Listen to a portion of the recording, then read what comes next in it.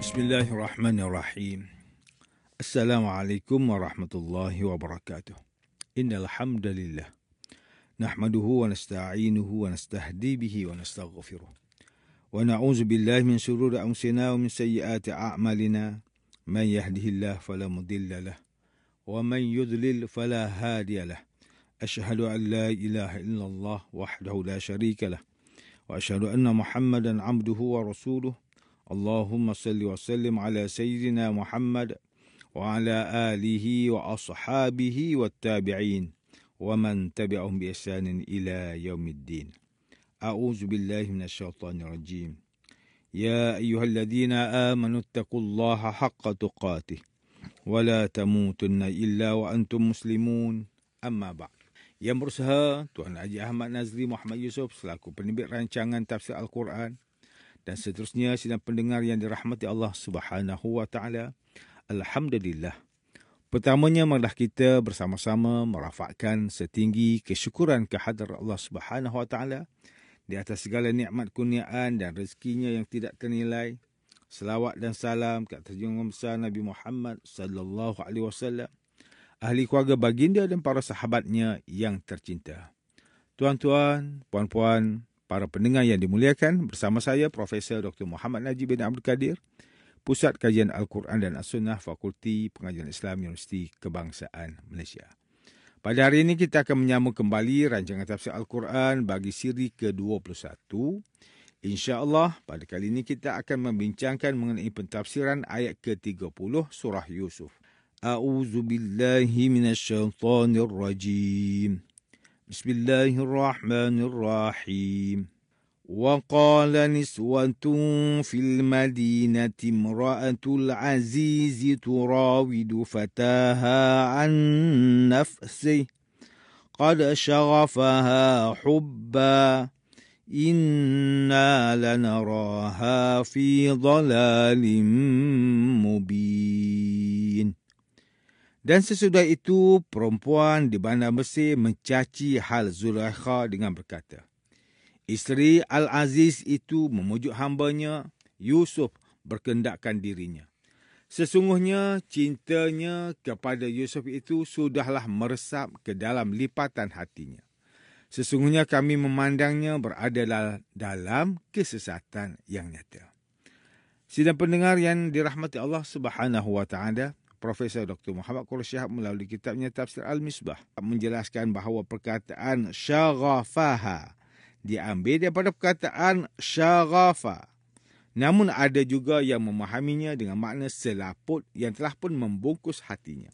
Dengan demikian, yang dimaksudkan dalam ayat ini adalah asmara yang telah pun merasuk ke dalam hatinya. Atau bahkan seluruh selaput yang membungkus hatinya itu telah diliputi oleh cinta sehingga dia tidak lagi dapat menguasai perasaannya. Dalam buku Mu'jizat Al-Quran, penulis mengutip pendapat Ibn Al-Jawzi dalam bukunya Zammul Hawa yang menjelaskan cinta dan tingkat-tingkatnya serta kosakata yang menggambarkannya. Pandangan mata atau berita yang didengar bila melahirkan rasa senang diungkapkan dengan kata aliqa. Lalu apabila melebihnya sehingga terdetik keinginan untuk mendekat, maka ia dinamai al-mail. Apabila keinginan itu mencapai tingkat kehendak menguasainya, maka ia dinamai al-mawaddah. Tingkat berikutnya adalah al-mahabbah, dilanjutkan dengan al-khullah dan al-syababah, kemudian al-hawa, lalu al-ashq, iaitu apabila seseorang itu bersedia untuk berkorban atau membahayakan dirinya demi kekasihnya. Sedangkan bila cinta telah memenuhi hati seseorang, sehingga tidak ada lagi tempat bagi yang lain, maka cintanya dilukiskan dengan at-tatayyum. Sedang bila seseorang pencinta tidak dapat lagi menguasai dirinya, tidak lagi mampu berfikir dan membezakan sesuatu akibat cinta, maka ia dinamai al-walih. Apa yang disebutkan tentang asmara yang menguasai hati isteri Al-Aziz telah pun mencapai peringkat sebelum peringkat terakhir. Sidang pendengar yang dimuliakan, Profesor Dr. Tengku Muhammad Hasbi As-Siddiqi Menerusi kitabnya Tafsir Al-Munir mentafsirkan ayat ke-30 surah Yusuf ini dengan menyatakan bahawa ayat ini menjelaskan bahawa setelah berita Al-Aziz mencintai budaknya itu telah tersebar luas di dalam kota dan menjadi bual bicara para pemuka, maka berkumpullah segolongan perempuan yang bermuafakat untuk mencari jalan supaya dapat melihat Yusuf. Al-Quran tidak menjelaskan berapa jumlah perempuan tersebut. Begitu juga dengan sifat-sifat mereka. Al-Quran tidak menyebutnya. Menurut zahir ayat, mereka adalah sekelompok kecil dari isteri para pembesar kerajaan. Sama ada dari kalangan perempuan kelas menengah, apatah lagi dari kelas bawahan. Tentulah tidak terlintas untuk menyanggah perbuatan isteri Al-Aziz yang merupakan isteri kepada Perdana Menteri Kerajaan. Tentulah mereka tidak tertarik untuk merebut pujaan isteri Al-Aziz yang gagah dan tampan itu. Sungguh penampilan Yusuf benar-benar telah menguasai hati isteri Al-Aziz, kerana panah asmara telah menembus sampai ke jantungnya. Isteri Al-Aziz tidak lagi peduli dengan keaiban yang terjadi kerana cintanya kepada Yusuf. Dia sudah menjadi seperti gila. Isteri Al-Aziz telah terbenam dalam kancah kesesatan yang sangat tidak berpadanan dengan kedudukannya dan keadaannya. Mereka berkata sedemikian bukan untuk mengingkarinya, serta bukan pula kerana benci kepada kehinaan dan kerendahan. Tetapi mereka berkata sedemikian seperti sebagai suatu cara untuk mendorong isteri Al-Aziz agar mengundang mereka ke rumahnya supaya mereka dapat menyaksikan sendiri sebab yang mendorong isteri Al-Aziz itu mencintai Yusuf. Manakala Ustaz Salahuddin Amdullah dan Ustaz Umar Khalid melalui kitab mereka Tafsir Mubin mentafsirkan ayat ke-30 surah Yusuf ini dengan menjelaskan bahawa mengikut riwayat, kejadian ini hanya diketahui oleh 5 orang perempuan saja, iaitu isteri pelayan menteri, isteri pengawal peribadi, isteri tukang masak, isteri pengawal ternakan dan isteri penguasa penjara. Namun Ibn Abbas radhiyallahu anhuma dan beberapa ulama yang lain menyatakan bahawa berita kejadian itu telah pun merebak ke seluruh bandar dan menjadi bahan perbincangan umum, terutamanya bagi kaum wanita dengan umpatan dan cacian. Manakala Profesor Dr. Haji Abdul Malik bin Abdul Karim Amdullah atau lebih dikenali sebagai Hamka melalui kitabnya Tafsir Al-Azhar ketika mentafsirkan ayat ke-30 surah Yusuf ini menerangkan bahawa cinta isteri Al-Aziz telah menjadi buah mulut dalam kalangan perempuan atau isteri orang besar-besar di tempat itu, menjadi buah tutur di dalam pertemuan, menjadi bisik desus tersebar dari gedung ke gedung, dari rumah seorang menteri ke rumah menteri yang lain, serta dalam kalangan isteri-isteri orang yang ternama itu. Hamka mengatakan bahawa inilah yang menjadi buah mulut di mana-mana. Terutama dalam kalangan sesama perempuan, sudah menjadi kebiasaan rasa dengki kepada perempuan lain yang dirasai menjadi saingan dalam hal kecantikan atau kedudukan. Maka menyebabkan perkataan seperti itu mudah sekali tersebar. Dia sudah jatuh cinta kepada budaknya sendiri atau kepada pemudanya. Tidak kita sangka dia akan begitu. Selama ini kita menyangkanya seorang yang jujur dan soleh. Akhirnya terbuka juga rahsianya. Rupanya cinta kepada anak lelaki itu sudah sangat mendalam. Cinta kepada anak muda itu sudah sangat menyelinap ke dalam jantungnya. Sehingga dia sudah lupa mengendalikan diri sendiri. Lupa akan kedudukan yang tinggi. Masakan isteri orang besar tergila-gila kepada budak. Hamba sahaya.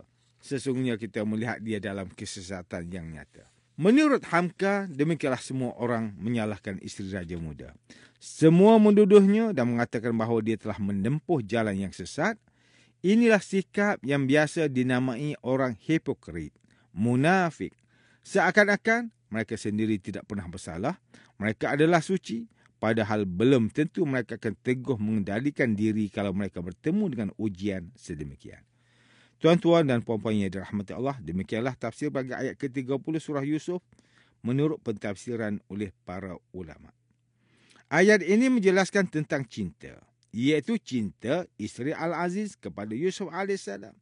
Demikianlah cinta tidak mengenal pangkat dan harta, kedudukan dan kelayakan, bahkan paras rupa sekalipun. Cinta adalah perasaan yang hadir dalam diri setiap orang tanpa ada batasan usia. Cinta menjadikan seseorang itu budak kepada orang yang dicintainya. Dan itulah yang terjadi kepada isteri Al-Aziz. Merayu-rayu, dia memohon kepada Yusuf supaya berbuat zina dengannya. Seolah-olah dia pula yang menjadi hamba kepada Yusuf. Padahal yang sebenarnya, Yusuf itu adalah hamba kepadanya. Sampai sedemikian rupa jadinya isteri Al-Aziz yang mabuk akan cinta itu sudah tidak keruan dan waras lagi. Kisah ini seharusnya menjadi tauladan kepada kita semua. Lebih-lebih lagi, tak kala kita melihat berita-berita yang tersebar tentang orang yang mabuk akan cinta, membunuh kerana kecewa apabila cinta tidak dibalas, mengabaikan tanggungjawab kerana keutamaan itu diberikan kepada orang yang dicintai, maka terabailah tanggungjawabnya. Serta pembaziran waktu yang kerap kali dilakukan oleh anak-anak muda. Masa yang berharga itu disia-siakan begitu sahaja, melayan kesedihan akibat kecewa dalam percintaan. Waktu itu digunakan untuk memenangi hati orang yang dicintai. Lalu terabailah pelajaran. Terabailah waktu yang sepatutnya digunakan untuk belajar, digunakan untuk melampiaskan perasaan cinta itu. Bahkan yang lebih parah lagi adalah kita melihat akhirnya perasaan cinta yang membuak-buak itu berakhir di ranjang katil, terlanjur berzina, melahirkan anak luar nikah, sehingga dizalimi anak-anak yang tidak berdosa itu. Ada yang dibuang ke tong sampah, dihanyutkan ke dalam longkang, ditinggalkan di tepi jalan dan digugurkan begitu saja. Amatlah keji perbuatan itu yang asalnya adalah kerana gairah dan gagal mengawal perasaan cinta. Daripada Muawiyah bin Abi Sufyan radhiyallahu anhu bahawa Nabi sallallahu alaihi wasallam bersabda, "Man yuridillahu bihi khaira yufaqihu fid din."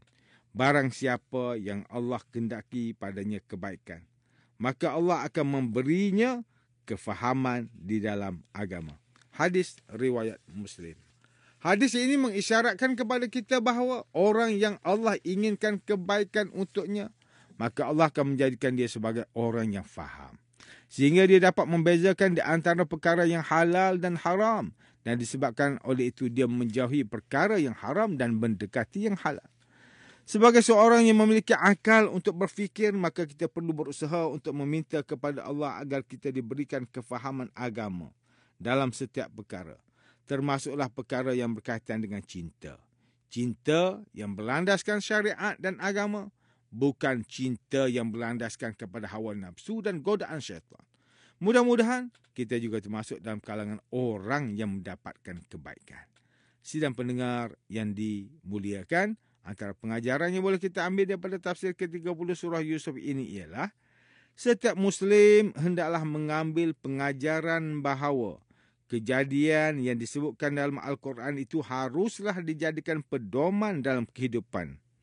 Sebagai seorang manusia, kita tidak dapat lari daripada fitrah dan sifat semula jadi insan, khususnya cinta.